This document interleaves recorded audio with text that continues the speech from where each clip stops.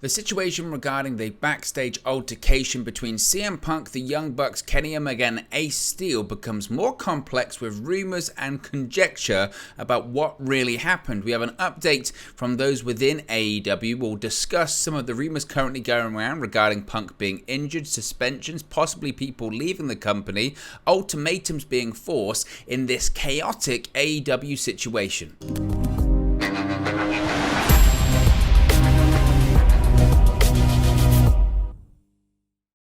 Hey guys, welcome back to Wrestling News 365. Hope everyone is doing very well, and this is still the biggest story, certainly in AEW, possibly pro wrestling right now, and that's the backstage fight, backstage altercation, backstage confrontation between AEW World Champion CM Punk, the Young Bucks, Kenny Omega, Punk's longtime friend, AEW producer, Punk's former trainer, Ace Steel also being involved. We spoke about it extensively earlier today, and I've been doing my very best to try and cover this story as sequentially and as chronologically as possible. It's really difficult to do because there is just so much going on and you don't know what to believe. You don't know what stuff's actually being reported, what stuff is factual, what stuff is actually being reported by journalists, by credible outlets. It's really tough to keep up with. And frankly, I did a video earlier today breaking down what we had heard about this backstage fight yesterday and early today, and my plan was to sort of wait throughout the day until we had some more concrete information, some more news about what really was going on, the fallout, the ramifications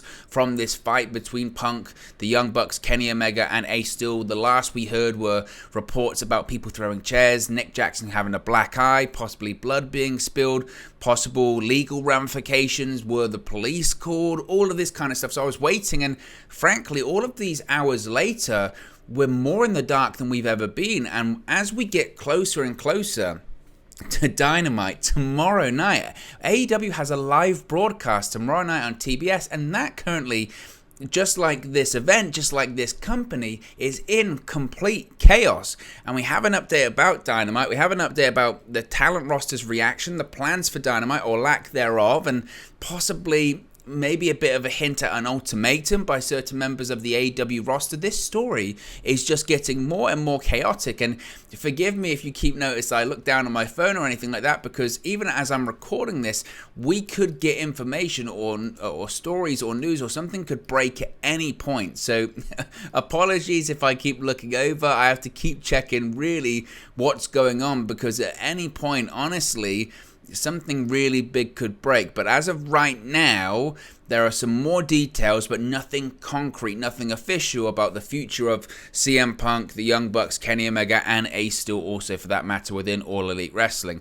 Now, at the time of recording, just a few minutes before I actually recorded this video, Sean Ross Sapp of Fightful tweeted the following, which I think is quite interesting, saying, quote, "Right now, AEW talent have not been told anything official. Almost all I've spoken to believe CM Punk will have to go or make major amends to remain with the company. A lot of talent haven't arrived where Dynamite is broadcasting from yet, but the heat on Punk is unreal." He also followed that up with, "Haven't got any official word on that or suspensions. There are so many rampant done deal rumors about what is happening that it's getting almost impossible to verify. AEW isn't talking. Tony Khan, Punk, Bucks, Omega, Ace Steel aren't. A lot of conjecture and expectations." And that's really what I've kind of found. Not that I'm in the know or anything like that, but waiting for all of these big outlets to say something, all of these big journalists to say something. Everyone appears to be hearing different versions of the same story, but it's just that they're rumors and they're rumblings, and there's a general feeling. I think every wrestling fan has been just scrolling and refreshing their Twitter timeline today, just waiting for something, waiting for an official press release from AEW, waiting for a tweet from Tony Khan, waiting for a big journalist to say something, waiting for some of the people involved to say something, waiting for anything, and we haven't really got anything. All we've got is, again, more sort of rumors or more smaller details about the situation. Now, going back to what Sean Ross Sapp there, I think the key thing here is that where he said, quote, "All I've spoken to or almost all I've spoken to, believe CM Punk will have to go or make major amends to remain with the company. And then he goes on to say a lot of the talent haven't arrived where Dynamite is broadcasting from yet, but the heat on Punk is unreal. Now, I don't want to put words in Sean Ross Sapp's mouth because I don't think that's fair whatsoever. I don't think that's right to do. But the inclination and the indication involved in that tweet is that a lot of people are thinking, a bit of an ultimatum going on here. Like, either you go or you fix this, or you're going to have to go. And there's a show to do tomorrow, and if we're not happy about it, maybe some of us don't show up. And maybe there is a bit of a mutiny on the hands of Tony Khan.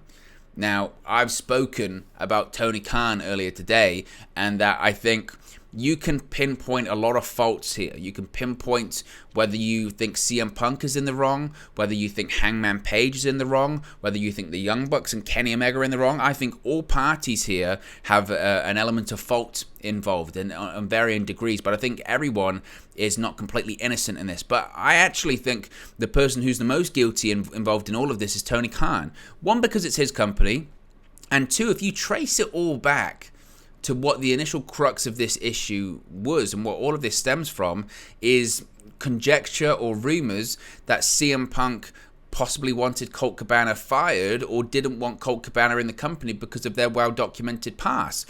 Tony Khan could have nipped that in the bud by either letting go Scott Colton, not renewing his contract, or saying to CM Punk, he's going to stay, you're going to have to deal with it, and if you're going to walk, you're going to walk, and making sure that everyone else knew the real situation, i.e. Punk didn't influence me, or Punk didn't do this, he didn't do that, or whatever it may be. But Tony kind of sat by and done nothing, I mean absolutely nothing, and let this escalate to a point of physical violence and a point where the AEW roster is maybe fractured beyond repair, to the point where he has a live broadcast on national television tomorrow, and who even knows what's going to happen at this point. It's a severe lack of leadership, it's a severe lack of discipline, and he can talk about all the money he has and how he's going to compete with WWE if they try to counter-program him when it comes to Labor Day events. Ultimately, you have to get your own house in order first, and his house is completely out of order right now, and he has to fix it. And again, you can talk about should the Bucks and Omega be EVPs and all this kind of stuff. All of that falls under Tony Khan. Everything can trace its way back up to the owner of the company. And the Buck has to stop with him. And he's let this situation get completely out of control now, to the point where his back's up against the wall and he's got some major decisions to make. And I don't see a good way out of this. I mean, honestly, you would say maybe the right way is that everyone involved decides to put it behind them or figure things out, but it feels like once you start getting physically violent with each other, it's got way past that. And I know people talk about the similarities between Bret Hart and Shawn Michaels and the hair pulling thing in 1997, and they still worked with each other and they still, all this went on, but then the Montreal Screwjob happened and Bret Hart left later on that year. Now, I'm not saying that's the same going to happen, different situation, apples to oranges, but my point being is that Tony Khan has to attempt to fix this, but I don't know how he can at this point. Now, I did say new details, so that's just opinions side of things. That's Sean Ross Sapp's tweet, but I do want to get some details that were reported earlier today by Sean Ross Sapp of Fightful Select, giving us some new news, some backstage reactions to this CM Punk, Kenny Omega, Young Bucks situation, the brawl, the altercation, all of this kind of stuff.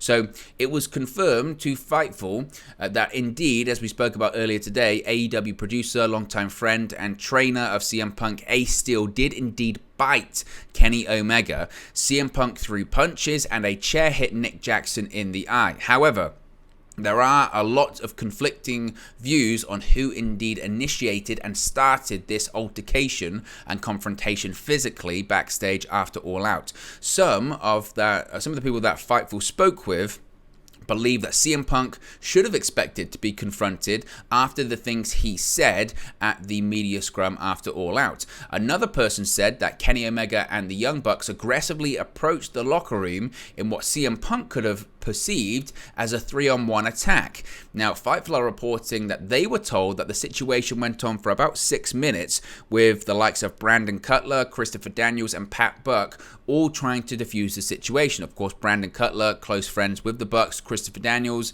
he's in charge of talent relations within AEW. Pat Buck, senior producer, also involved in talent relations in AEW, all attempting to try and defuse the situation that it got physical, got messy, got chaotic, and we've all heard everything about that.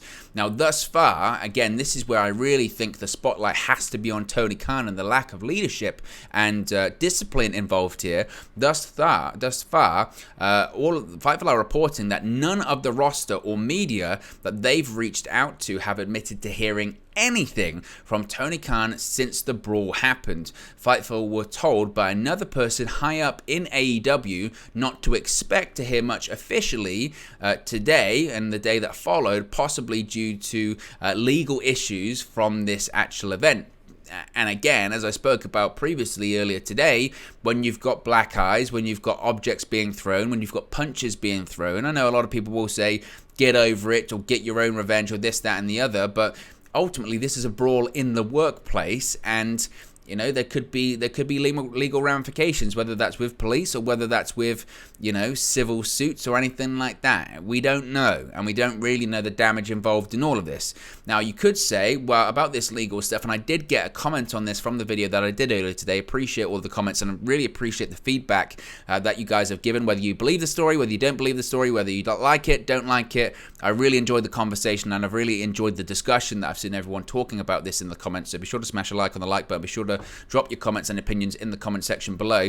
Fightful decided to actually reach out to Hoffman's Estate's police department, who said the following regarding if any kind of confrontation did indeed happen at All Out and police had to be involved or had to be called. This is what they said, quote, Hoffman State's police department does not have any police reports nor any documentation that police were requested during AEW All Out events for anything that allegedly occurred backstage. The only police response at the event was regarding a family issue in the audience. So according to Hoffman Estate's police department, they did not answer, they did not respond to any kind of dispute backstage. They were not called to it. So that part of the legal part of things, you could say, well, the police weren't involved then, but obviously police can be called retrospectively. They can report an assault. People can report or want to press charges on an event. The police don't have to be called there and then for that to happen. Obviously it can speed things up, but it doesn't mean a legal case can't happen or charges can't be pressed going forward as well.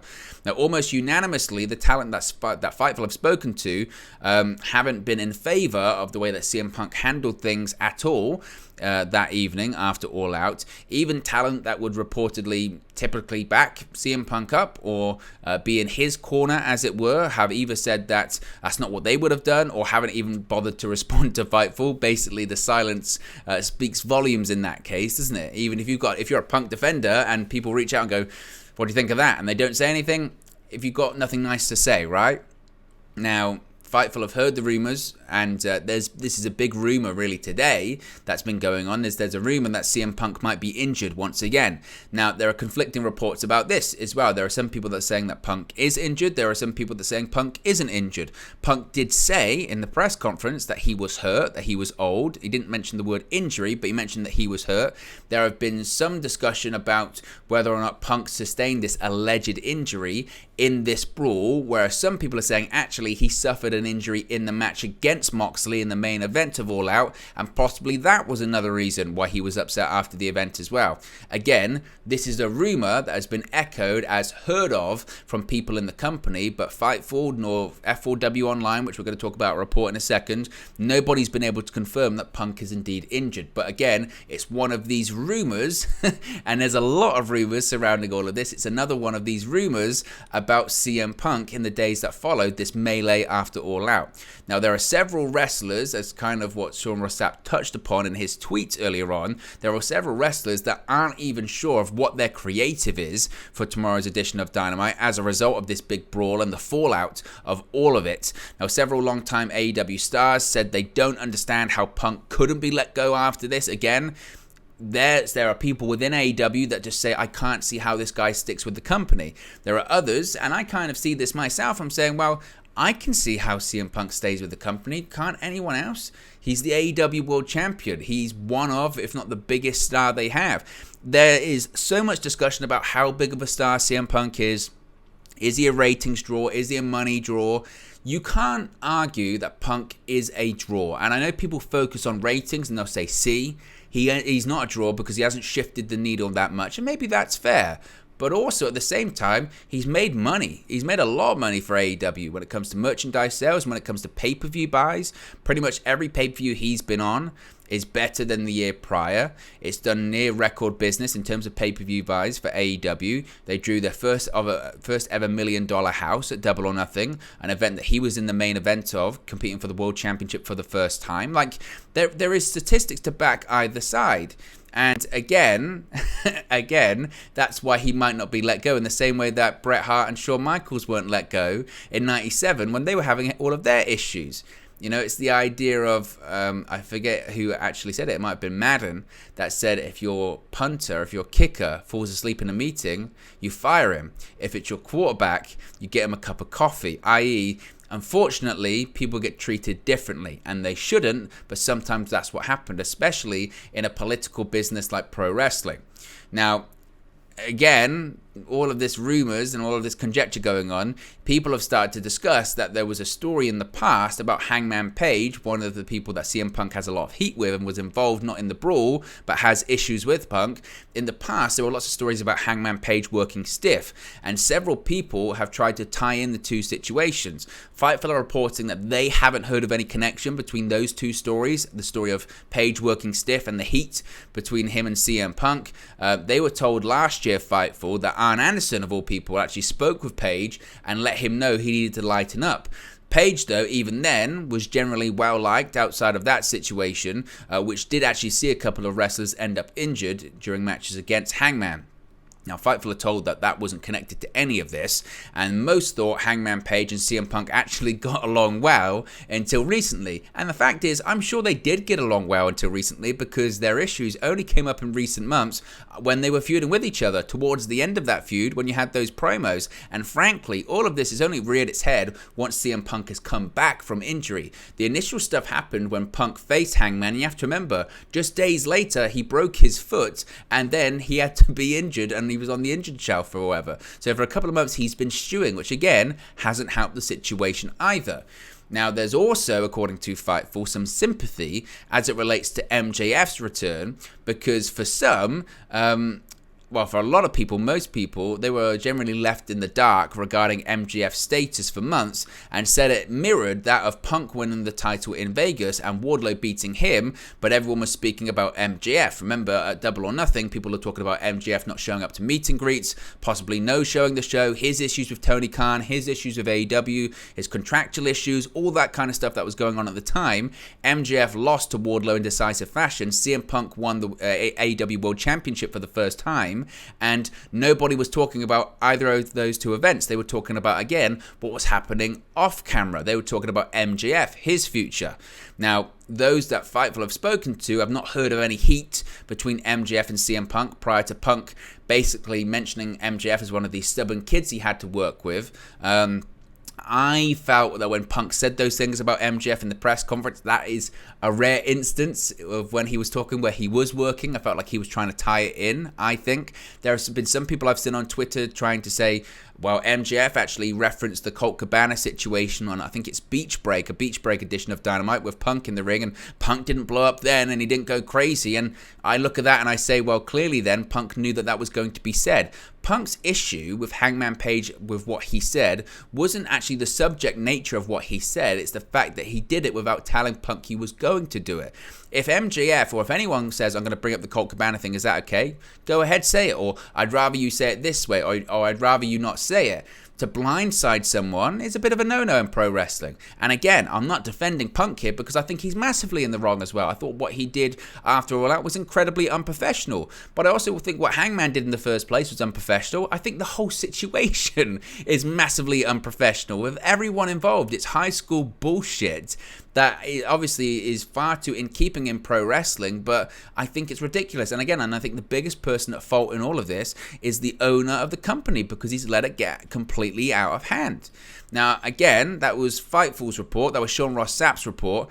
We also have an update when it comes to F4W Online, Wrestling Observer, Brian Alvarez and Dave Mounts, who have been talking on the topic. And of course, it is always interesting to hear what they have to say because They have a ton of sources in AEW. They speak with people in AEW. They're very close to the Young Bucks. Dave Meltzer's very close to Tony Khan. They haven't said publicly that they've spoken to these parties, but when you hear stuff saying sources within AEW, you tend to know where it's roughly come from. Now, according to F4W Online, there are differing stories, again, as to who started this fight between CM Punk, Ace Steel, and the Young Bucks and Kenny Omega after the press conference on Sunday. Dave Meltzer and Brian Alvarez gave some additional updates and discussed the situation on yesterday's edition of the Wrestling Observer radio show. They said there is no dispute, and it's been confirmed by multiple people, that CM Punk did indeed punch Matt Jackson. Meltzer said it multiple times, and Ace Steel indeed did throw a chair that hit the Bucks' Nick Jackson, and Ace Steel did indeed bite Kenny Omega and pull its hair. They're saying there is no doubt about that. That has been confirmed to them.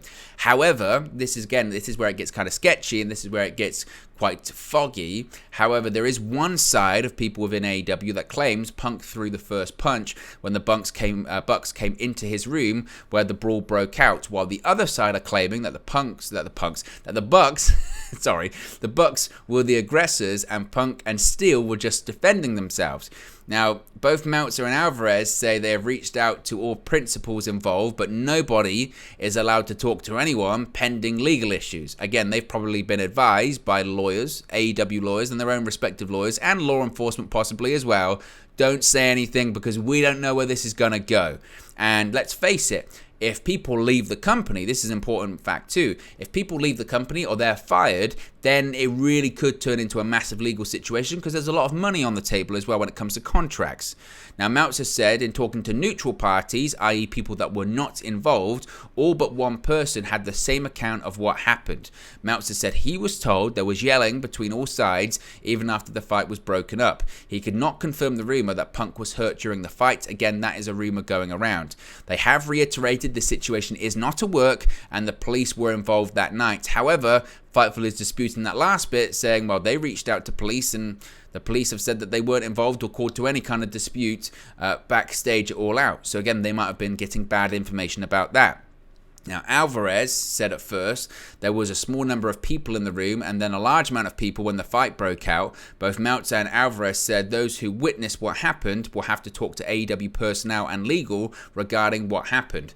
Both were unsure how Tony Khan and his team are going to handle the situation before tomorrow night's Dynamite in Buffalo, New York. Meltzer's opinion was that if something does happen to Steel, Punk will want to walk, giving it to his longtime friend and original trainer. And again, I could see that as well. Obviously, there was a previous discussion saying that, Ace Steel would never be in AEW again. But given the relationship and given the fact that Ace Steel physically stood up for his friend, if he's fired, CM Punk's a man of principle and he could absolutely leave AEW. So this is just a absolutely chaotic and wild situation. Again, I don't think this is it's nowhere near the end of anything like this. Again, it's very, very difficult to see what's going on. And as I mentioned, once we get some more information, once we get anything more, we'll talk about it here on the channel. It's very difficult to ascertain really what is the truth and what is the fiction until we hear any kind of official confirmation from other outlets or from AEW or from anyone involved themselves. We'll talk about it here on the channel. We're going to have this covered as much as possible because it's an ever evolving and developing story. I'll do a video early tomorrow morning my time to see if we have any new information, and of course if we do get anything official, we'll talk about it here on the channel. So be sure to smash a like on the like button, be sure to subscribe, bottom right hand corner, and I'll speak to you again very, very soon. Hey guys, thank you for watching, listening, streaming, or however you come across this video today. Be sure to click on the video on the right there to watch our next video, or click the bottom there to subscribe, or the bottom right hand corner. Thank you very much, and I'll speak to you again very soon.